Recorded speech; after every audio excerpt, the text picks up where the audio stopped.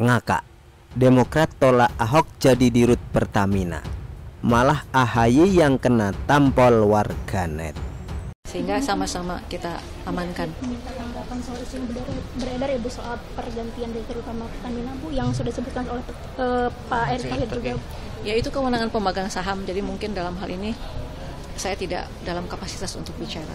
Ya. Nah, bagus detail ya. Oke. Cukup ya? Cukup ya. Makasih banyak ya. Makasih Bu. Baru-baru ini muncul kabar kalau Ahok akan diangkat menjadi dirut Pertamina menggantikan Nike Widiawati. Kabar ini berhembus pasca Menteri BUMN Erick Thohir menyebut ex-gubernur DKI tersebut dipertimbangkan jadi dirut Pertamina. Tidak hanya itu, Ahok juga sudah dipanggil untuk menghadapi Erick terkait wacana pergantian dirut Pertamina. Sementara Nike Widiawati terlihat sudah pasrah kalau dirinya mau diganti dengan mengatakan pergantian direksi itu adalah hak prerogatif pemegang saham yakni Kementerian BUMN. Dan kalau diperhatikan, Ahok memang punya kapasitas untuk jadi dirut Pertamina. Pertama, ia tipe eksekutor. Tidak hanya berani memutuskan tapi juga mampu menjalankannya sepenuh hati. Kedua, Ahok berjiwa wirausaha. Terbukti sebelum masuk ke dunia politik, ia merupakan pengusaha sukses. Artinya, dia paham bagaimana mengelola perusahaan, bagaimana cara mendapatkan keuntungan, serta bagaimana bersaing dengan perusahaan lain. Sedangkan Pertamina kita tahu sendiri, merupakan perusahaan yang tidak hanya butuh kepemimpinan tipe administratif, tapi juga yang berjiwa entrepreneurship. Ketiga, Ahok pemberani. Sampai-sampai ia pernah mengatakan, kalau mau jadi pemimpin itu harus berani pasang badan untuk orang banyak. Terbukti, saat jadi gubernur DKI dulu ia berani menantang anggota DPRD DKI yang bermain anggaran dengan bawahannya, hingga dua orang pejabat Pemprov DKI yakni Alex Usman dan Zainal Sulaiman ditetapkan sebagai tersangka oleh Barreskrim Polri kala itu terkait korupsi proyek pengadaan UPS.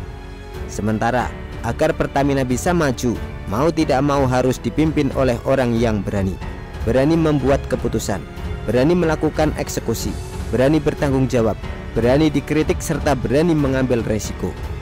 Keempat, Ahok sekarang lebih bijaksana. Ia tidak meledak-ledak kayak dulu lagi, tapi lebih tenang dalam menghadapi setiap persoalan. Yang kita tahu sendiri bahwa pemimpin bertipe bijaksana dan tidak gerusa-gerusu ini juga sangat dibutuhkan untuk kemajuan sebuah perusahaan. Dan kelima, ex-Bupati Belitung Timur itu memenuhi syarat untuk jadi dirut Pertamina. Seperti meskipun ia kader partai tapi berdasarkan aturan yang ada, yang tidak boleh menduduki jabatan direksi BUMN itu adalah pengurus partai. Sedangkan Ahok bukan pengurus partai tapi anggota biasa. Begitupun meskipun Ahok pernah dipidana, tapi lagi-lagi berdasarkan peraturan yang berlaku, yang tidak boleh jadi dirut Pertamina itu adalah orang yang pernah dipidana karena merugikan negara, seperti koruptor. Contoh, Andi Malarangeng tidak boleh jadi dirut Pertamina lantaran ia pernah terbukti korupsi proyek pusat olahraga Hambalang.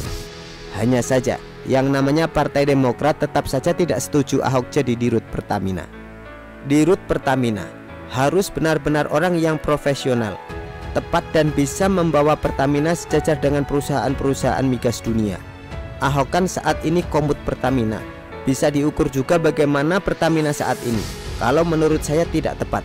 Demikian ujar Kepala BPOKK partai itu Herman Khairun dengan nada seperti tanpa bersalah. Partai Demokrat ngomong profesional, pingin ketawa tapi takut ngakak. Emang Roy Suryo yang ditunjuk jadi Menpora saat SBY berkuasa dulu adalah profesional? Tidak profesional sama sekali Ferguson.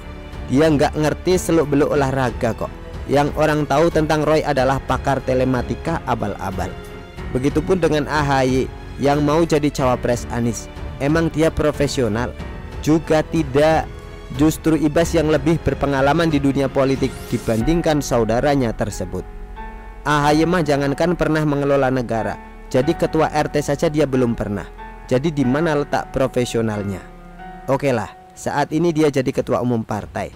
Tapi kursi ketua umum partai itu didapat bukan karena usaha sendiri seperti Anas Urbaningrum dulu, melainkan karena usaha bapaknya SBY. Gak bisa dibanggakan juga. Hal inilah yang kemudian membuat warganet rame-rame menampol kader partai berlambang bintang Mercy itu yang menolak Ahok jadi dirut Pertamina. Emangnya penunjukan anak sebagai ketua umum Partai Demokrat oleh bapak karena profesional?